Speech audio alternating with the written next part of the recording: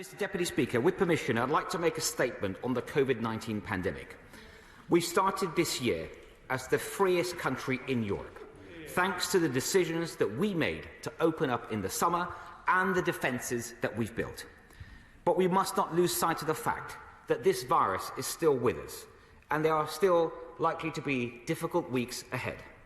According to the ONS data, which was published just yesterday, there are encouraging signs that infections are falling in London and the east of England. But we're still currently seeing infections rise in other parts of the country, and the data does not, as of yet, reflect the impact of people returning to work and school. So we must proceed with caution.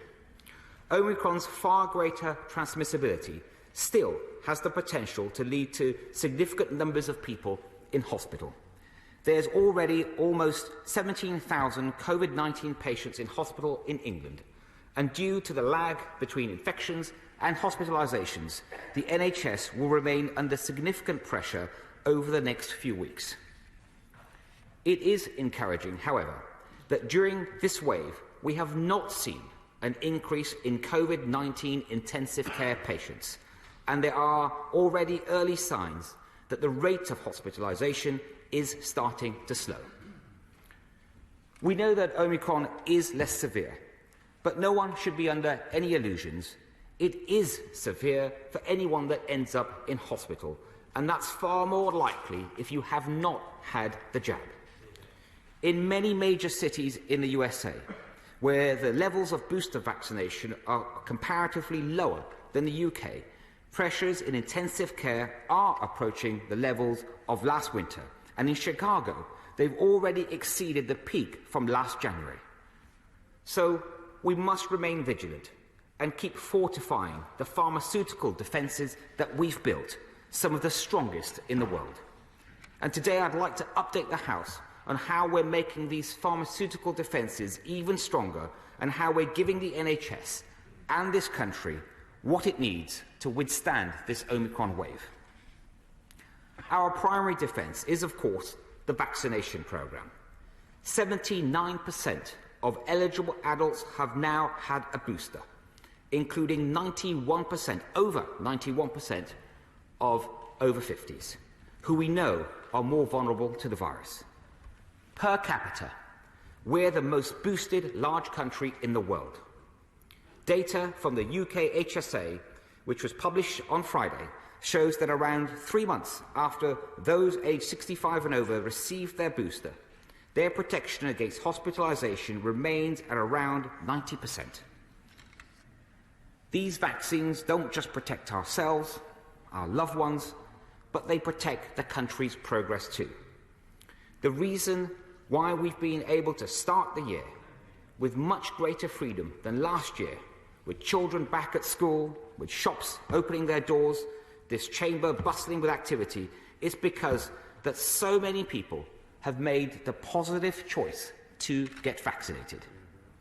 Now, there are, of course, a small minority of people who could get the jab, they could get it if they wanted to, but they have chosen not to.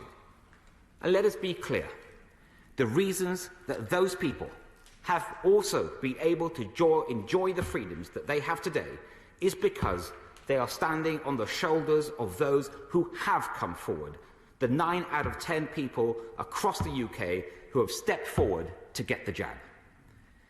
If we are to maintain this collective protection that we have built, we need everyone to choose responsibly and to take the simple step that will help secure greater freedom for us all. Now, people working in health and care look after some of the most vulnerable in our society, and so they do carry a unique responsibility.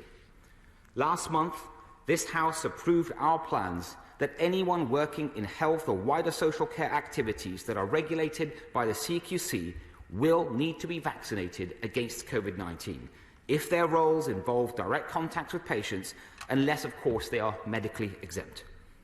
This includes NHS hospitals, it includes the independent sector, GP and dental practices, regardless of whether they are working in the public or private sectors.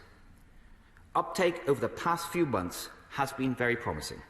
Since the government consulted on this policy in September, the proportion of NHS Trust healthcare workers vaccinated with at least a first dose has increased from 92% to 94%, and we remain committed to putting these measures into force on the 1st of April. Mr. Deputy Speaker, our next line of defence is testing, and we're doing more tests than any other country in Europe.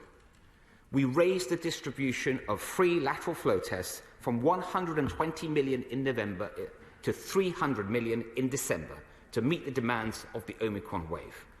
And we're expecting to make around 400 million tests available over the course of this month. That's 4 times the pre-Omicron plan.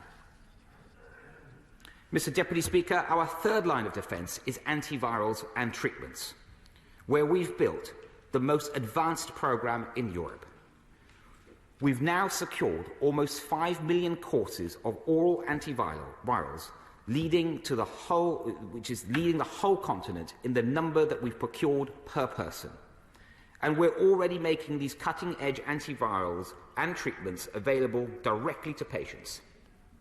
Last month, we contacted 1.3 million of those at the highest risk from COVID-19, people such as those that might be sadly suffering with cancer or people with Down syndrome. And we sent them a PCR test kit that they can keep at home. If they test positive, they'll then be able to access either a monoclonal antibody or an antiviral, which can then either be sent to, those patients to their home, or they can access it through a clinician at one of the 96 COVID medicine delivery units that now exist across England. We're also making all antiviral treatments available more widely through a national study. And Mr. Deputy Speaker, any of our constituents that are aged over 50 or between 18 and 49 with an underlying health condition, and if they get COVID-19 symptoms and they test positive, they're all eligible. They can sign up for this trial, if our constituents are interested, by visiting the website panoramictrial.org. The more people who sign up, the more widely we can deploy these treatments. Mr. Deputy Speaker, with these 3 defences, the most boosted, the most tested, the most antivirals, it's no wonder that we are the freest country in Europe. This country is leading the world in learning to live with COVID. And just as we strengthen these defences to keep people out of hospital, we're also taking measures to ensure that the health service has what it needs. As part of this work, we've looked at every available route to secure the maximum capacity possible across the NHS. We've been working with the latest technology to create virtual wards, where patients can be monitored by clinicians remotely in their own homes. We're bringing on stream extra beds in hotels and hospices, where people can be safely discharged once they're ready to leave hospital. We're putting in place new Nightingale surge hubs within hospital grounds to provide extra resilience should we need it. And we're making use of the independent sector. This week we announced a new 3-month agreement which will allow NHS Trust to send a wider range of patients, for example those in need of cancer care, to the independent sector for treatment. These measures, taken together, these are our insurance policy, helping us to plan for the worst while we hope for the best. Like any insurance policy, we hope that we don't need to use it. But it's the role of any responsible government to prepare for all reasonable outcomes so that we can keep this country safe and protect the progress that we have made. And finally, Mr. Deputy Speaker, I've always said to the House that any curbs on our freedoms must be an absolute last resort, and that we shouldn't keep them in place for a day longer than absolutely necessary. With this in mind, we've been reviewing the isolation period for positive cases to make sure the measures we have in place maximise activity in the economy and education, for example, but also minimise the risk of infectious people leaving isolation. UK HSA data shows that around 2/3 of positive cases are no longer infectious by the end of day 5. And we want to use the testing capacity that we've built up to help these people leave isolation safely. After reviewing all of the evidence, we've made the decision to reduce the minimum self-isolation period to 5 full days in England.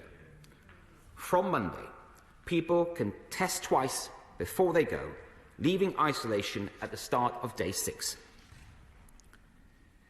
These 2 tests are critical to these balanced and proportionate plans, and I'd urge everyone to take advantage of the capacity we have built up in tests so that we can restore the freedoms to this country while we are keeping everyone safe. Mr. Deputy Speaker, we've now entered the 3rd year of this country's fight against Covid-19. And thanks to an incredible national endeavour, we're now better protected than ever before. But this virus is not going away. There will be more variants, and no one can be sure what threat they might pose.